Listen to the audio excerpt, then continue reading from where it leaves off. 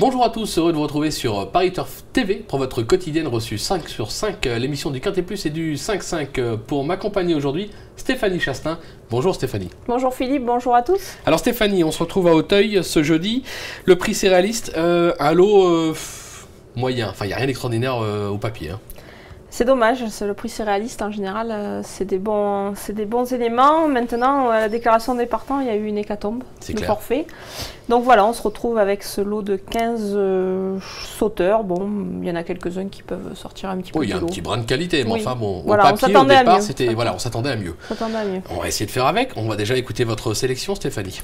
Alors le 4, Visionis, ensuite l'As, le Château, le 3, Vieux Morvan, 6, Joropo, le 13, Tiger Sea, le 8, Vangel de Cerisy, ensuite le 11, Sabre Bleu, et pour finir le 12, Fairly Creek. Ok, alors concernant votre favori qui est une favorite, le numéro 4, Visionis, c'est l'entraînement de François Nicole. Alors, un petit bémol par rapport à elle, il n'est pas sûr qu'elle soit à 100%. Maintenant, sur ce qu'elle a fait de mieux, elle reste sur 2 succès, où on la met en tête, ou on n'en avait pas du tout. Vous avez choisi de la mettre en tête. Oui, parce que je pense, même si François Nicole crée un petit peu cette rentrée, je pense que même à 70%, même à 70% ou 60%, la jument me paraît quand même avoir la qualité nécessaire pour s'imposer à ce niveau. D'autant qu'il espère l'avoir ensuite briller au niveau groupe, même si c'est un groupe 3 de femelles, le prix André Michel, qui se courra fin novembre.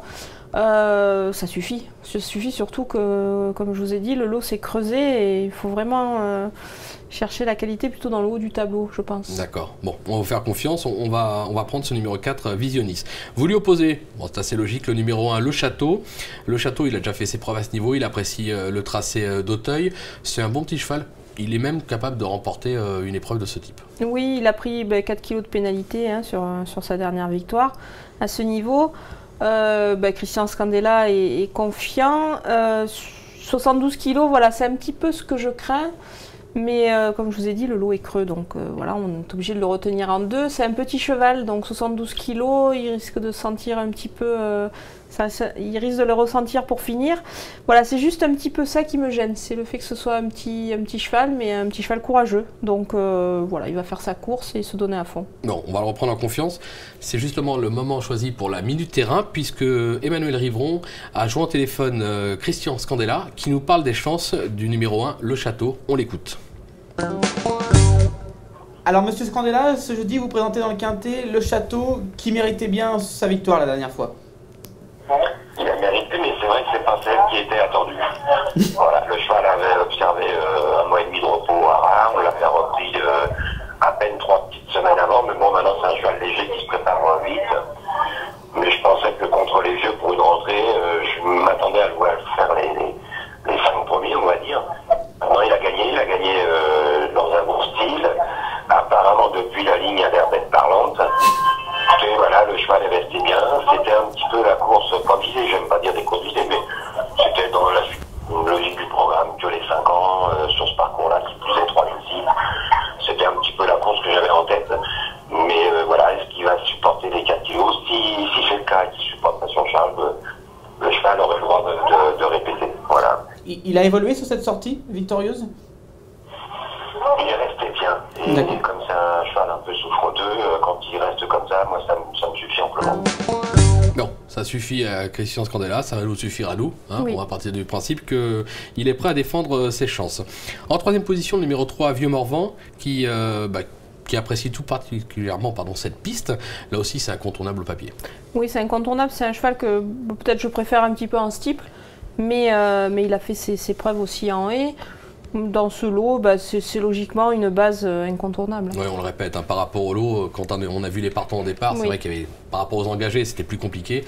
Là, avec les partants, il y a eu une hécatombe, et c'est vrai que ces chevaux-là, c'est presque des superstars dans la course, quoi, à la base, voilà, hein. oui.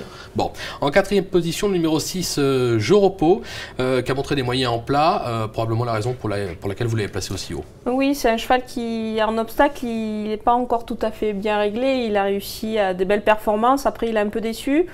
C'est un bon cheval de plat, donc je pense que s'il est dans le paquet pour sauter la dernière haie et qu'il est pas loin des chevaux de tête, je pense que sur le plat il peut faire la différence et se glisser à l'arrivée. On va s'en méfier, ça peut être une petite cote à l'arrivée. Une autre petite cote probable à l'arrivée, le numéro 13, Tiger Sea. C'est un cheval qui a montré d'évidents moyens sur les obstacles, plutôt en province. Bon, ça change de catégorie. Maintenant, à ce poids-là, il faut s'en méfier, je pense. Oui, c'est un petit coup de poker, c'est un pari amusant dans ce lot qui, derrière les bases, est quand même assez ouvert. Hein, donc derrière, on peut glisser de nombreux concurrents. Celui-là, dans le bas du tableau, il me paraît intéressant, amusant, et la cote devrait être également très intéressante, je pense. Ok, bah écoutez Stéphanie, on a dit tout ce qu'on pouvait par rapport à ce petit 5-5, entre guillemets, même si ça reste un 5-5 intéressant. On se retrouve demain sur ce même plateau. J'aurai à mes côtés Alexandre de Kopman. Ça sera pour un spécial Belgique, puisque le 5-5 direction Mons en Belgique. Soyez au rendez-vous, on aura beaucoup d'infos et on aura même des interviews, probablement Pierre Vercuis qui sera associé à Roi du Lupin. On en reparle demain. Merci Stéphanie, bonjour à tous et à très vite sur le plateau. Au revoir. Au revoir.